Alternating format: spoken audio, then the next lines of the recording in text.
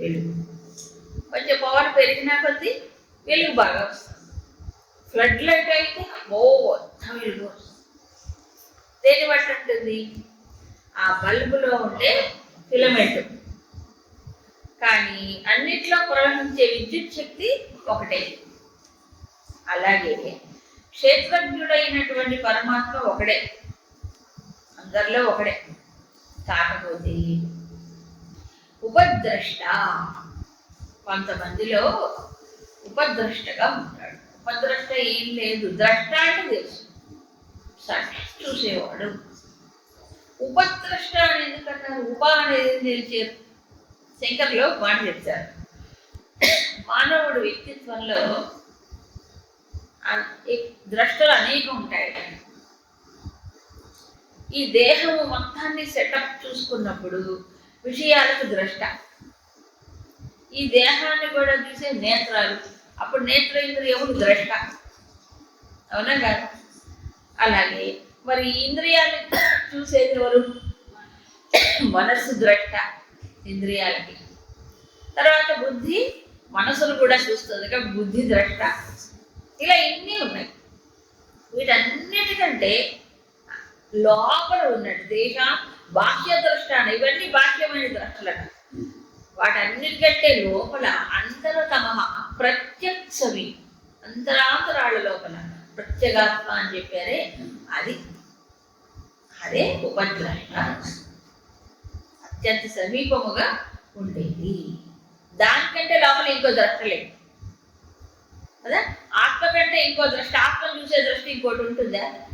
అప్పుడు ఆత్మ దృశ్యం అయిపోతుంది. దృశ్యం అయింది అంతా ఏమవుతుంది?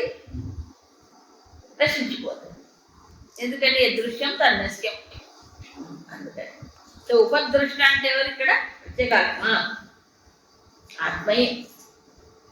అయితే అట్లే ఉంటుంది, ఆత్మగానే ఉంటుంది. అందరిలో అట్లా ఉండదా? తర్వాత చెప్తారు. ఎందుకని కొంతమందిలో అలా ఉపద్రష్టగానే ఉంటుంది అంటే కారణం ఒకటి, ప్రకృతి యొక్క గుణాల తీరును బట్టి. అంతేగా, ప్రకృతి గుణాలు మారుతూ ఉంటే అప్పుడు ఈ లోపల ఉండే ద్రష్ట యొక్క ఎక్స్ప్రెషన్ మారుతుంది. అంతే. మామూలుగా చూడండి, ఇప్పుడు జ్ఞానం ఉంటుంది ప్రతి వాళ్ళకి. ఒకే మనిషి చూడండి, ఇది కాకుండా ఒక ఎగ్జాంపుల్. ఒక మనిషి జ్ఞానం ఉంది, చక్కగా అన్ని విషయాలు తెలుసు. అయితే వాళ్ళ యొక్క మూడ్స్ అంటారు, ఫోర్స్ 3 మూడును బట్టి ఏమవుతుంది?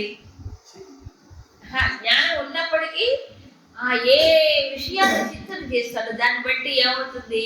ఎక్స్ప్రెషన్ మారిపోతుందా లేదు? ఇది మామూలు ఎగ్జాంపుల్. మరి ఆత్మ అందరిలో ఒకటే, కేవలం ఉపద్రష్ట కానీ సాక్షిగా కానీ ఎందుకు ఉంటుంది? ఏం సంబంధం లేకుండా ఉపద్రష్ట అంటే బయటకి ఎక్స్ప్రెస్ కాదు, ప్రత్యేగాత్మ లోపలే ఉంటుంది. ఈ ఉపాధిలో నుంచి వ్యక్తం అవడానికి వీలు లేదు, సాక్షిగా ఉంటాడు. ఎందుకు వీలు లేదు?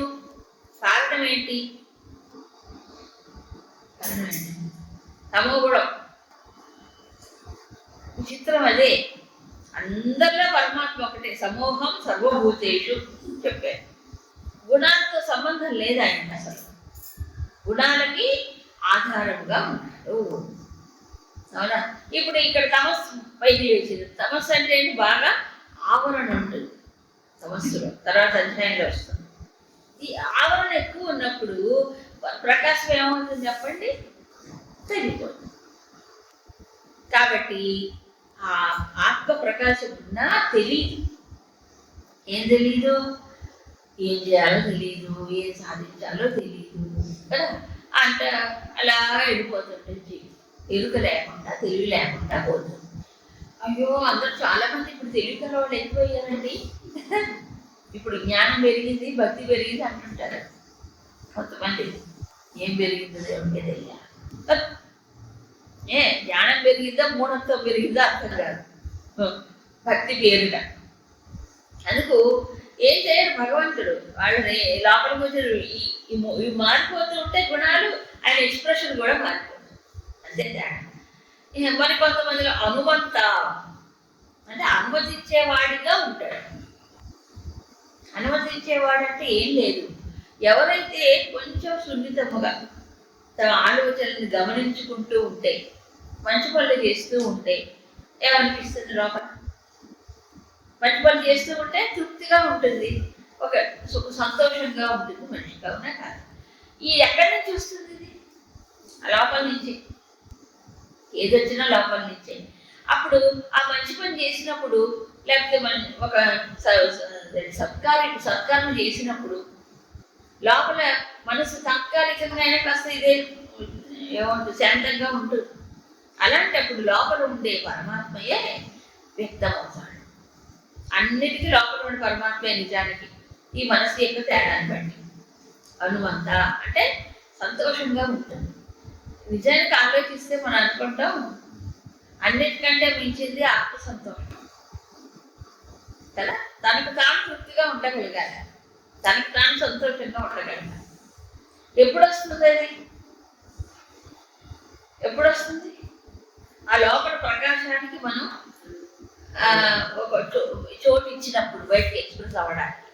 ఎప్పుడు వస్తుంది అది? మనసు కాస్త ప్రశాంతమైన ఉన్నప్పుడు. మంచి పని చేస్తేనే వస్తుంది. అందుకని చెప్పాడు హనుమంత అంటే ఆయన అలా కూర్చొని ఇచ్చేయి అని మనకు లోపల కూర్చొని చెప్తారా? మరి ఈ లోపల మనసు ద్వారానే వ్యక్తం అవుతుంది. అలాగే భక్త, కొంతమంది బాగా శరణాగతి పొందుతాడు, ఆత్మరూపుడైన భగవంతుడు అనుకోండి. కొంతమందికి అనిపిస్తుంది లోపల, నాకు ఇలా అనిపించిందండి భగవంతుడితో అనుకుంటాడు. ఇది హనుమంత. భక్త అంటే శరణాగతి బాగా పొందినప్పుడు భగవంతుడితో, అలా పొందినప్పుడు ఏమవుతుంది? వాళ్ళకి ఆయనే భరిస్తాడు, ఆ అనుగ్రహం వాళ్ళలో నిండుతుంది. భర్త. భోక్త ఇది ఇంకా ఎక్కువ. ఇందాకేమో ఊరికే భరిస్తాడు, ఇప్పుడు భోక్త అంటే ఇప్పుడు జీవుడు కాదు భోక్త. తగ్గినకపోతే ఎందుకు అన్ని భగవంతుడికి సమర్పణ చేస్తున్నాడు, సర్వకర్మలు సమర్పణ చేస్తున్నాడు. అహం అనేది కర్తృత్వ త్యాగం చేసినప్పుడు, కర్మను సమర్పణ చేసినప్పుడు, అవునా కాదు? అప్పుడు ఎవరు అనుభవించాలి? యద్యత్ కర్మ కరోమి తత్తదఖిలం శంభో తవారాధనం. అప్పుడు శంభుడికే సమర్పిస్తున్నాడు అన్ని. అప్పుడు ఎవరు భక్త? భక్త కూడా ఆయనే ఉంటాడు. ముందు భక్త, తర్వాత భోక్త. ఇక చివరిగా మహేశ్వర. మహేశ్వరుడు అంటే ఇక ఈ జీవుడు పూర్తిగా లేడు, పరమేశ్వరుడే ఉపాధిలో పనిచేస్తాడు. అందుకని ఆ స్థాయిలో ఈశ్వర కోటి అంటారే, వారు చేసే కర్మలన్నీ కూడా వ్యష్టి స్థాయిలో ఉండవు, సమిష్టిగా ఉంటాయి. సమిష్టి యొక్క సంకల్పం, సమిష్టి విశ్వ కళ్యాణం, అలా టోటల్ విజన్ అంటారు. ఇది పరమాత్మ, 6వ స్థాయి పరమాత్మ. అప్పుడు జీవుడు ఏమయ్యాడు? జీవుడు జీరో, జీవభావము అంతరించింది. అప్పుడు పరమాత్మ కావాలి అనే ఈ ప్రకారంగా చెప్పి, ఇక ఎవరైతే ఇలా ప్రకృతిని పురుషుని గుణైస్స, ప్రకృతి అంటే గుణములతో కూడిన ప్రకృతిని, దాని ఆటని గమనించినటువంటి వాడు. అలాగే పురుషుడిని కూడా తెలుసుకున్నటువంటి వాడు. పురుషుడిని తెలుసుకోవడం అంటే ఏంటి? ఇక్కడ శంకరాచార్య చెప్పారు, సాక్షాత్తు ఆత్మభావైన అయం అహమితి, అది తెలుసుకోవడం అంటే ఏంటి? ఆత్మభావం అంటే పరమాత్మని తన స్వరూపముగా తెలుసుకోవడం. అంటే అయం అహమితి, అయమాత్మ బ్రహ్మ వచ్చి చూడండి. అలా అయం అంటే ఈ పరమాత్మ ఎవరైతే లోపల క్షేత్రజ్ఞుడిగా ఉన్నారో ఆ పరమాత్మ ఎవరెప్పుడు? అహం. ఇదే సోహం. ఇది తెలుసుకోవడం, పురుషుడు తెలుసుకోవడం అంటే ఇది. ఇక్కడ పురుషుడు అంటే ఎవరు? ఇప్పుడు జీవ పురుషుడు కాదు, మళ్ళీ సుఖ దుఃఖాలు అనుభవించేవాడు కాదు ఇక్కడ. మరి ఎవరు? క్షేత్రజ్ఞుడు అయినటువంటి పరమాత్మ, సుఖ దుఃఖాలు భోగించేవాడు కాదు. కాబట్టి ఆత్మభావైన పరమాత్మయే తన స్వరూపంగా తెలుసుకోవడం. అప్పుడు ప్రకృతిని కూడా, ప్రకృతి అంటే ఏంటి? ఇది ప్రకృతి అంటే అవిద్య నిజానికి జీవుడిలో. కానీ సరైనటువంటి జ్ఞానం చేత, విద్య చేత, ఆత్మజ్ఞానం చేత ఈ అవిద్యా లక్షణములతో కూడుకున్నటువంటి గుణములు, దాని వికారములు అవన్నీ ఏమైపోతాయి? ఆత్మజ్ఞానంతో తొలగిపోతాయి. నివర్తిదా అలా తొలగిపోయినప్పుడు ఏమవుతున్నాడు? సర్వదా వర్తమాన కాపి సహా నా భూయ కాపి జాయితే. అలాంటి మహానుభావుడు ఎక్కడున్నా ఏం చేసినా, సర్వదా అంటే ఎక్కడున్నా ఏం చేసినా, ఏ పనైనా ఆయన ఒకటే. ఇప్పుడు ఆత్మజ్ఞాని అయినటువంటి వాడికి ఇది కర్తవ్యం, ఇది అకర్తవ్యం అంటూ ఉంటారు. 3వ అధ్యాయంలో చెప్పాడు. అంటే త్రిశులోకేషు, 3 లోకములలో నాకు ఇంకా పొందవలసింది పొందకుండా ఉన్నది ఏమీ లేదు, చేయవలసిన కర్తవ్యం కూడా లేదు. ఆత్మక్రీడ ఆత్మరది అని చెప్పాడు. అప్పుడు సహా నా భూయ అయితే పడుకుంటాడు. అయితే కొంతమంది అడుగుతారు, సరే ఇప్పుడంటే ఆత్మజ్ఞానం వచ్చింది, మరి శరీరం ఇంతకు ముందే తయారైంది కదా, ఏది జ్ఞానం రాకముందే తయారైంది కదా, మరి ఆ కర్మలన్నీ అనుభవించారు కదా ఈయన.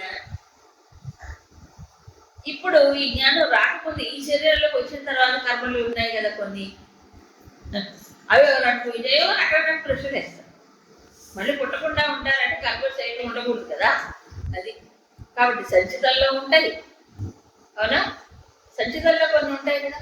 ఇప్పుడు ఈ దేహం ఏదైతే వచ్చిందో ప్రారంభం అని, ఈ ప్రారంభ కర్మలు ఉంటాయి, అవి అనుభవించాల్సిందే కదా. ఇప్పుడు ఈ జన్మలో చేసిన కర్మలు కొన్ని ఉంటాయి కదా, అవన్నీ ఏమైపోతాయి? ఆత్మజ్ఞానం వచ్చిన తర్వాత అంటే 4వ అధ్యాయంలో చెప్పాడు, జ్ఞాన సర్వకర్మాణి ఏమవుతుంది? దగ్ధ కర్మాణి తమాకు పండితం యథైధాంశ సమిధోక్తి భస్మసాత్ కురుతే. సమిధలు పండుతున్న అగ్నిలో వేసినప్పుడు భస్మం అయిపోతుంది. ఈ జ్ఞానాగ్నిలో ఏమి దహించుకుపోతుందంటే కర్మలు కాదు, కర్మ చేసే కర్త పోతాడు, అహం పోతుంది. అహం పోయినప్పుడు ఏం మిగులుతుంది? ఇంకా ఎవరు మిగులుతారు? అనంతం పరమాత్మ. పరమాత్మకి ఏం కర్తలు ఉంటాయి? ఇంతకుముందు చేసిన లేవు, ఇప్పుడు లేవు, ఎప్పుడు లేవు, అన్ని సీరు ఒకేసారి వెళ్ళిపోతుంది. జీవభావం ఉన్నంత వరకే ఇవన్నీ చుట్టుకుంటాయి, వాసనలన్నీ ఏర్పడతాయి అని చెప్పాడు. సరే, ఇప్పుడు ఈ పరమాత్మనే ఒక్కొక్కడు వాళ్ళ స్థితిని బట్టి సాధన ద్వారా అందుకుంటారు. అందుకు అనేక మార్గాలు ఉన్నాయి. ఒకటి ధ్యానము చేత, కొంతమంది ధ్యానము చేత అంటే పైగా ఎలాగో ఆత్మని ఆహ్వానం పశ్యంతి. ఇది అనేక సార్లు వచ్చింది భగవద్గీతలో. ఇప్పుడు ఆత్మజ్ఞానం, బ్రహ్మజ్ఞానం, బ్రహ్మైక్యం అంటే ఇవన్నీ వేరు పదాలు కానీ ఉన్నది ఒకటి కదా. జీవ బ్రహ్మైక్యం అన్నా, ఆత్మజ్ఞానం అన్నా, బ్రహ్మజ్ఞానం అన్నా ఇది ఎక్కడో ఎవరినో ఏదో చూడటం కాదు, తనలోనే తాను తన స్వరూపమును తెలుసుకుంటాడు. ఎలా? తన స్వరూపం కానీ వేరు కాదు. సో పరమాత్మ అనేవాడు ఎక్కడో లేడు, తనలోనే తన స్వరూపంగానే ఉన్నాడు. అయ్యమాత్మ అని చెప్పారు కదా, ఈ ఆత్మగా తెలుసుకుంటాడు. ఇప్పుడు ధ్యాన సాధన ద్వారా దేన్ని ధ్యానిస్తాడు? పరమాత్మ. దేంతో ధ్యానిస్తాడు? దేంతో తెలుసుకుంటాడు పరమాత్మని? ఆత్మతోనే. తెలుసుకోవడానికి ఇంకో పరికరం లేదు. ఎందుకంటే ఇంకో పరికరంలో కూర్చుంటే ఆత్మ తెలియదు అసలు. ఎందుకు? అన్నిటికీ అతీతం కదా. బుద్ధి మనసు అన్నిటికీ అతీతమైన పరమాత్మను తెలుసుకోవడానికి ఏ పరికరం కావాలి? అందుకని ఆత్మన పశ్యంతి. ఎక్కడ చూస్తాడు? ఆత్మని దానిలోనే చూస్తాడు. ఎవరిని చూస్తాడు? ఆత్మనం పశ్యంతి. అంతే. 3 లేవు. 3 ఏమైపోయాయి? 3 ఒకటయ్యాయి. తిరుపతి లేదు అక్కడ. మరి కొంతమంది సాంఖ్యన యోగిని కూడా చెప్పుకున్నాం. ధ్యాన స్థాయిలోకి ఎదగలేనప్పుడు సాంఖ్యం అంటే శాస్త్రాన్ని చక్కగా విచారణ చేస్తారు. అధ్యయనం చేసి మననం చేసుకొని విచారణలో ఉంటారు, శాస్త్ర విచారణ. అది కూడా మంచిది. ఎందుకంటే ఇది జీర్ణం కాకపోతే ధ్యానంలోకి వెళ్ళలేదు. ఆత్మ గురించి జ్ఞానం ఉండొచ్చు, బట్ ధ్యానం చేయాలంటే కదా అది జీర్ణం కాదు. తర్వాత కర్మయోగేన చాపరే. సాంఖ్యం కూడా సాధ్యం కాదు. ఎందుకంటే అసలు శాస్త్రం వినాలని బుద్ధే పుట్టదండి చాలా మందికి. అందరు ఏ శాస్త్రం? ఇలాంటి శాస్త్రం, ఏది వేదాంతమో సత్సంబంధ తత్వశాస్త్రం, తత్వాల గురించి తెలుసుకోవాలని ఉండదు. ఇప్పుడు ఇతిహాసములు పురాణములు అవి వేరు, అవి సామాన్యులకైనా ఆసక్తిగా ఉంటుంది. కథలుగా జీవితంలో ఎగ్జాంపుల్స్ ఉంటాయి, అది అక్కడ అవన్నీ కనిపిస్తూ ఉంటాయి దృష్టి రూపంగా. అవి 99% అవి ఇష్టమే. కొంచెం ఇంకో టెక్నికల్గా కాస్త ఎక్స్ప్లెయిన్ చేస్తుంటే బాగా వింటారు ఎవరైనా. అంతేగాని ఉపనిషత్తులు తీసుకొచ్చి ఈ భగవద్గీతలో కూడా అన్నీ ఒక రకంగా ఉండవు, అవునా కదా? 6వ అధ్యాయం అవి ఎలా ఉంటే 13వ అధ్యాయం ఇవన్నీ కొంచెం కఠినంగానే ఉంటాయి. అదే భక్తోక్త లక్షణాలు, సిద్ధపురకి లక్షణాలు చెప్తుంటే ఎగ్జాంపుల్ ఉండడానికి బాగానే ఉంటాయి అక్కడ. ఎందుకు ఒక ఎగ్జాంపుల్ తీసుకొని చెప్తారు. కేవలం సబ్జెక్టే ఈ దాంట్లో తక్కువేనంటే అందరికి ఆసక్తి. కాబట్టి సాంఖ్యం అంటే ఏంటి? ఇప్పుడు సమ్యక్ జ్ఞానం, ఈ ప్రపంచ తత్వం, జీవుడు ఎవరు, పరమాత్మ ఎవరు కదా, ఈ తత్వాన్ని గురించినటువంటి చింతన చేయడం. అది కూడా బుద్ధి బాగా సూక్ష్మం అయినప్పుడు దాంట్లో ఆనందం కలుగుతుంది. కాబట్టి దాని లోపలే దాన్ని విచారణ చేసుకుంటాడు. తర్వాత కర్మయోగేన, కర్మయోగం కూడా మంచిదే. అంటే నిష్కామం కర్మఫల సమర్పణ భావనతో చేయటం. ఎందుకంటే 12వ అధ్యాయం అన్ని స్టెప్స్ చెప్పాడు కదా. కర్మఫల సమర్పణ, అసలు నిజానికి ధ్యానాసి కర్మఫల త్యాగం అన్నాడు, చెప్పలే? ధ్యానం కంటే కర్మఫల త్యాగం గొప్పది. అది ఎందుకంటే ఇప్పుడు చెప్పిన ధ్యానం చేయాలంటే దానికి మనసు యోగారూఢ స్థితి రావాలా? లేదు. 6వ అధ్యాయం యోగారూఢ స్థితి రావాలంటే మళ్ళీ కర్మల్లోకి తగ్గించుకోకూడదు, మళ్ళీ ఇంద్రియార్థాల్లోకి వెళ్ళకూడదు. అప్పుడు నిష్కామ కర్మ ద్వారానే సాధ్యం అవుతుంది. కానీ కామ్య కర్మలతో ఎట్లా అవుతుంది? అంత కర్మయోగం కావాల్సిందే. దీని నుంచి దాటుకొని పోతాడు ఒక్కొక్క మెట్టు. అది సాధ్యం కాకపోతే కర్మయోగం అయినా చేస్తారు. ఏదైతే భగవంతుడిని సమీపిస్తారు. ఈ 3 కూడా చేయలేని వాడు అనేక మంది ఉంటారు. 3 కూడా చేయలేదు. శాస్త్రాలు వినటం తేలికండి, పూజలు చదవాలంటే మనసు నిలవదు, బుద్ధి నిలవదు. ఇప్పుడు నవలు చదవండి, న్యూస్ పేపర్ చదవండి, బ్రహ్మాండం చదవచ్చు. ఇంకే న్యూస్ పేపర్ 5 నుంచి కింది దాకా, అవునా? కానీ ఈ చదవాలని శాస్త్రం కూర్చోలేదు, బుద్ధి నిలవ కష్టం. అది మరి ఏం చేయాలి అలాంటప్పుడు? అన్యేవ వజానంత, ఇతరులు చెప్తూ ఉంటే శాస్త్ర విషయాలని చక్కగా అన్యేభ్య ఉపాస శృత్వా, వేరే వాళ్ళు చెప్తున్నప్పుడు విని చక్కగా ఉపాసన చేయవచ్చు. ఎందుకంటే స్వయంగా చదువుకోవడం కూడా కష్టమే. అందుకని ఎవరైనా పెద్దవాళ్ళు చెప్పినప్పుడు అథారిటీ ఉండాలి. విని ఏం చేయాలి? శృతి పారాయణ అంటే చెప్పిన దాని మీద బాగా లక్ష్యం ఉండాలి ఊరి. ఆ విన్నదాన్ని ఆచరణలో పెట్టినప్పుడు, ఉపాసన చేసినప్పుడు వాళ్ళు కూడా తరంది దాన్ని చెప్పారు. అయితే ఎవరైనా విన్నదాన్ని వాడు చెప్పిన దాని మీద ఆచరించినప్పుడు అక్కడ కూడా శ్రద్ధ కావాలి. శ్రద్ధ లేకపోతే ఉపాసన చేయలేడు. ఎందుకంటే లక్షల మంది వింటారండి, వింటారు అంతే. విన్న తర్వాత బాగుంది అంటారు. ఏం బాగుంది అని చెప్పింది బాగుంది. ఎవరు? చాగంటి వారు ఎంత బాగా చెప్తారంటారు, బాగుంది. సర్టిఫికేట్లు వాళ్ళకి అంతే మనం ఇచ్చేది. అవును, ఆయన బాగా చెప్పాడు. ఆయన కంటే ఈయనట్లు ఈ కంపారిజన్ సరిపోదు. కంపారిజనే ఆయన ఎట్లాంటి వాడు, ఈయన ఎట్లా చెప్తారు. అవునా? ఎవరు ఎట్లా చెప్తే మనకు కావాల్సింది ఒకటి పట్టుకుంటే చాలదా? అంతే కదా, మనకు కావాల్సింది ఏదో అది పట్టుకోవాలి. అది అలా ఎవరి ద్వారా వీళ్ళు చక్కగా దృష్టి పెట్టి చేస్తే చాలు. ఇప్పుడు శంకర్లు ఏమంటారంటే, ఎవరో చెప్పగా విని అది బాగా లోపల గురి పెట్టుకుని దానిపైన ఉపాసన చేసిన వాడే ధరించిపోతే, స్వయంగా స్వతంత్రంగా తాను శాస్త్రాన్ని చదివి అధ్యయనం చేసుకుని ఆకలింపు చేసుకుని ఉపాసన చేస్తే ఎందుకు ధరించడం? అది కదా ముఖ్యం. అంటే దీన్ని బట్టి ఏం తెలుస్తుంది మనకి? తెలిసింది కొంత అయినా పట్టుకొని ఏం చేయాలి? ఉపాసనకి వెళ్ళిపోవాలి. అంటే భగవంతుని దగ్గర అవడానికి ప్రయత్నం చేయాలి అంతే. అంతే తప్ప ఎంత జ్ఞానం ఉందని కాదు. నిజానికి ఎంత కావాలి?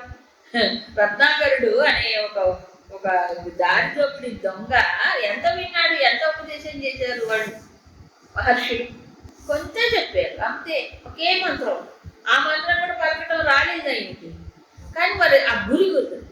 అది ఆశ్చర్యం. ఎంత శ్రద్ధ, అచంచలమైన శ్రద్ధ ఊహించుకుంటేనే అంతే అయిపోయింది. కమ్మిపోయింది, అంతే నిలిచిపోయాడు. తర్వాత ఇప్పుడు ఈ ప్రపంచం అంతా ఏమిటి? 27 యావత్ సంజాయతే కించిత్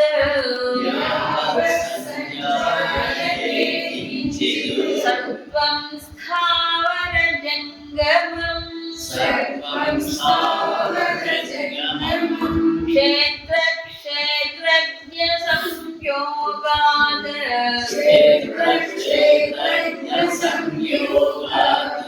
తద్విద్ధి భరతర్షభ.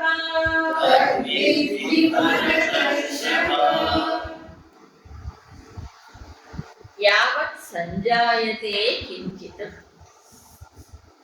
స్థావర జంగమం సత్వం. ఈ ప్రపంచంలో ఏవైతే ఇక్కడ పుట్టినవి, ఈ ప్రపంచం సంజాయత అంటే పుట్టినటువంటి ఏవైతే ఉన్నాయో ఎక్కడైనా సరే అవి ఎలాంటివి? పుట్టినవన్నీ కూడా స్థావర జంగమం అంటే స్థావరములు జంగమములు. స్థావరమైన జంగమైన ఏవైతే ఇక్కడ ఉంటాయో అవన్నీ కూడా క్షేత్ర క్షేత్రజ్ఞ సంయోగాత్ విద్ధి. ఇది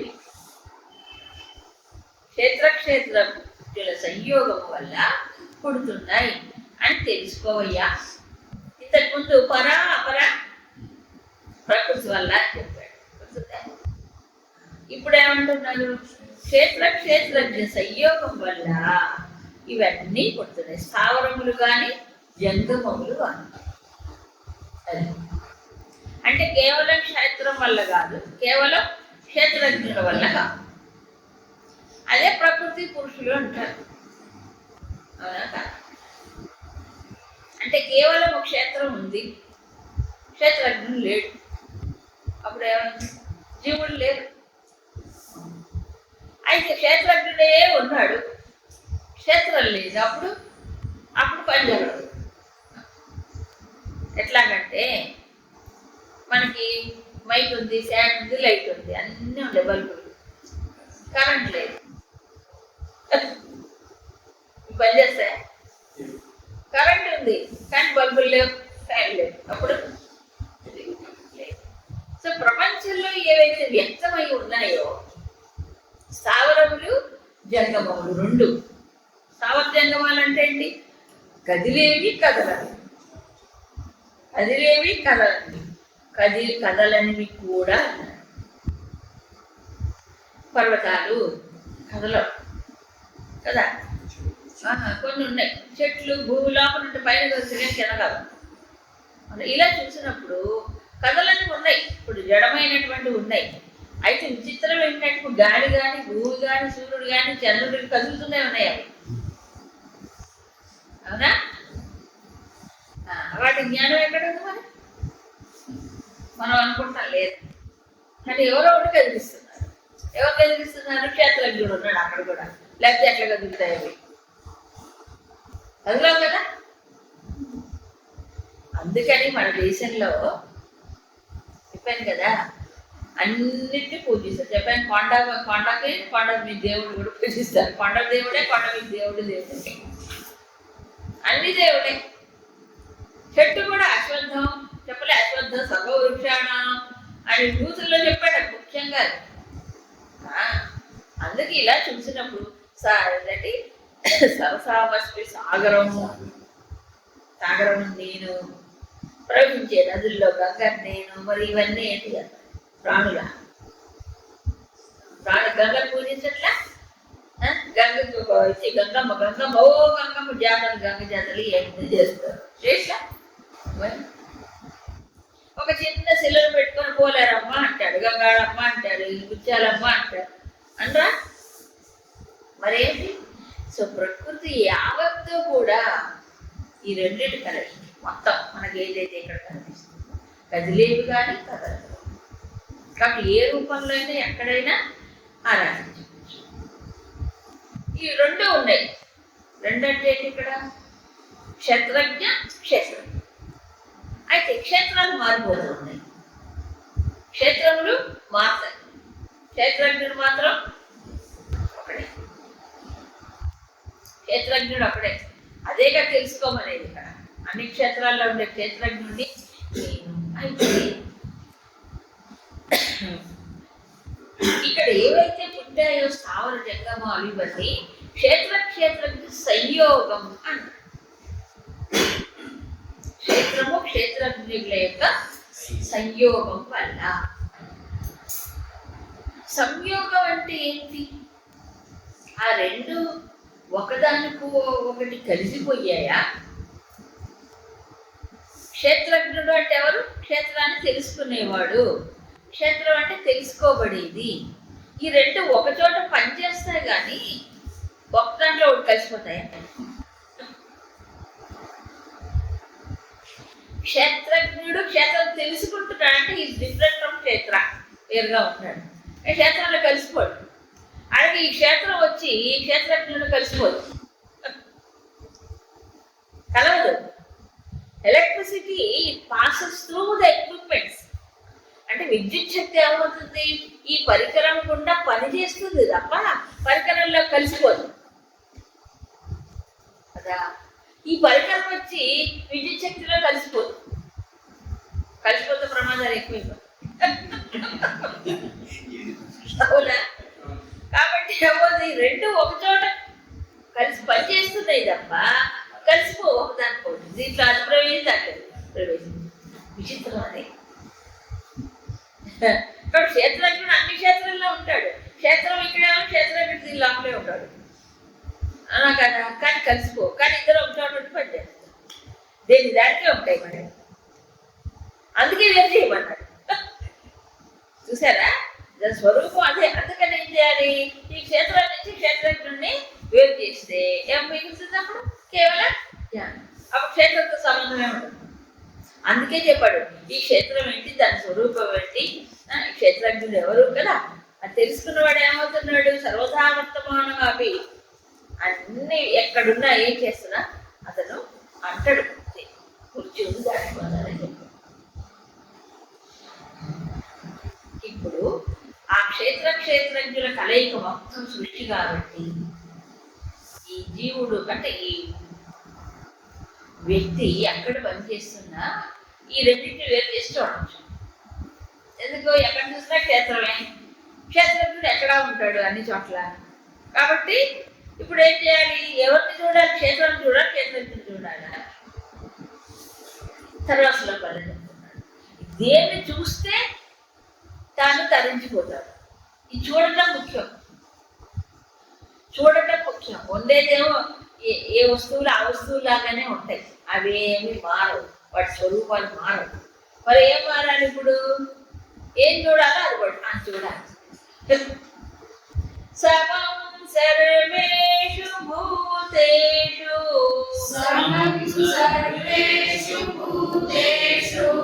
తిష్టంతం పరమేశ్వరం వినశ్యత్స్వ వినశ్యంతం యః పశ్యతి స పశ్యతి.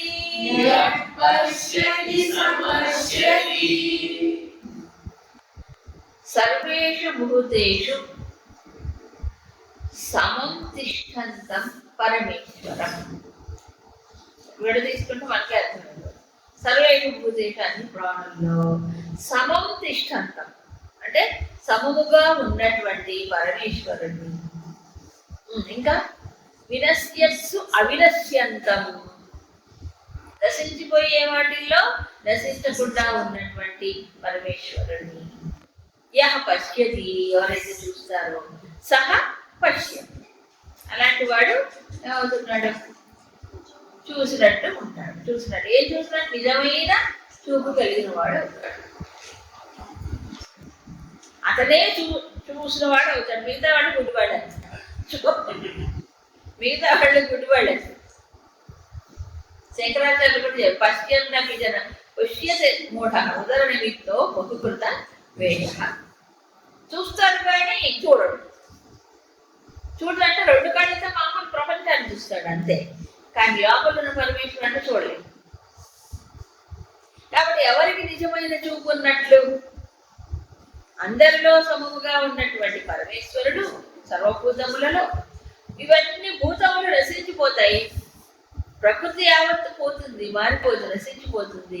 నశించకుండా ఉండేవాడు పరమేశ్వరుడు. ఆ పరమేశ్వరుని చూస్తే చూసినట్లు, మిగతాదంతా చూపు కాదు, అదంతా అజ్ఞానం, చీకటి, అదంతా అజ్ఞానం. సమము అనే మాటకి సెకండ్ ఇక్కడ నిర్విశేషం అన్నారు. నిర్విశేషం అంటే ఏ విశేషమును లేకుండా సమంగా ఉన్నవాడు పరమేశ్వరుడు అక్కడేనండి. ఈ ప్రకృతికి అంతా విశేషాలే. క్షేత్రంలో అన్ని విశేషాలే. ఏ క్షేత్రం ఆ క్షేత్రం ప్రత్యేకం, అవునా కదా? ఓ దేనిక ప్రత్యేక లక్షణాలు, ప్రత్యేకానికి ప్రత్యేక క్షేత్రం. కానీ పరమేశ్వరుడు పరమాత్మ ఏ విశేషాలు లేవు, నిర్విశేషం. అందుకే ఎవరు తెలుసుకోలేదు. మనకి విశేషాలు ఉంటేనే ఇక్కడ ఏం లేదా, ఏముందండి ఇక్కడ, ఏముంది ఇక్కడ?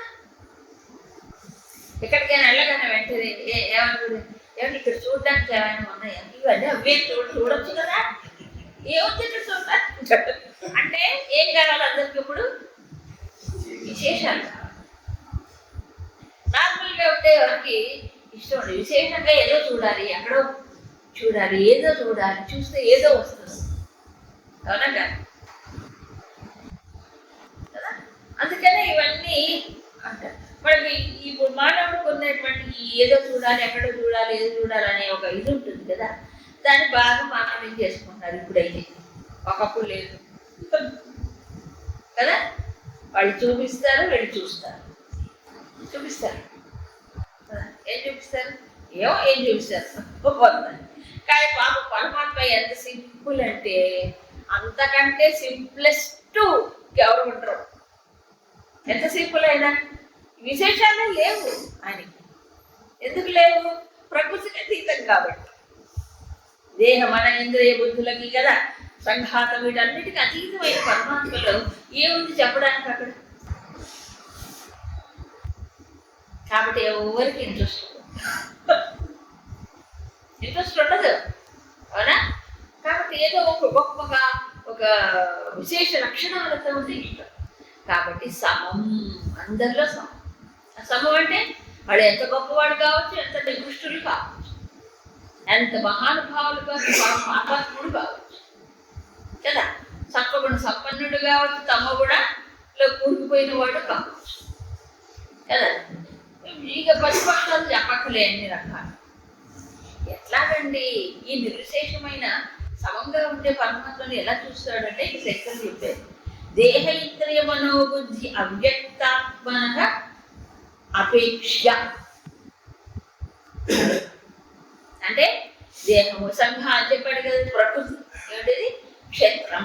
దేహము, మనస్సు, బుద్ధి, ఇంద్రియములు, అవ్యక్తం, ఇదంతా ప్రకృతి. దీన్ని అపేక్షించి అంటే అటు చూడకుండా ఆ లోపల ఉండే పరమాత్మనే గ్రహిస్తాడు. ఈ పక్కకు నెట్టారు. ఎందుకంటే ఈ దేహాన్ని చూసినా, ఇంద్రియాలను చూసినా, మనసు చూసినా, బుద్ధి చూసినా, కారణశరీర గుణాన్ని చూసినా ఏమవుతుంది? అది పరిమితమై వీటిలో తేడాలు ఉన్నాయి. కాబట్టి బుద్ధి కూడా ఏమవుతుంది? దానికి అనుగుణంగా మారిపోతుంది, అంతే కదా.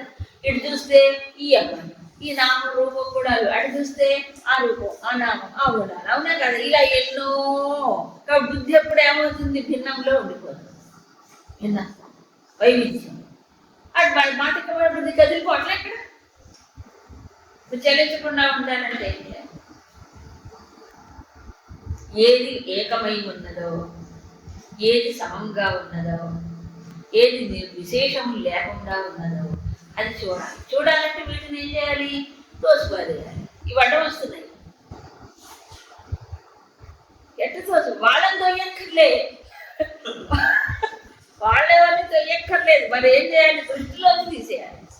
దీన్ని తీసేయాలి. మనకి మనీషా పంచకలో చక్కని ఎగ్జాంపుల్.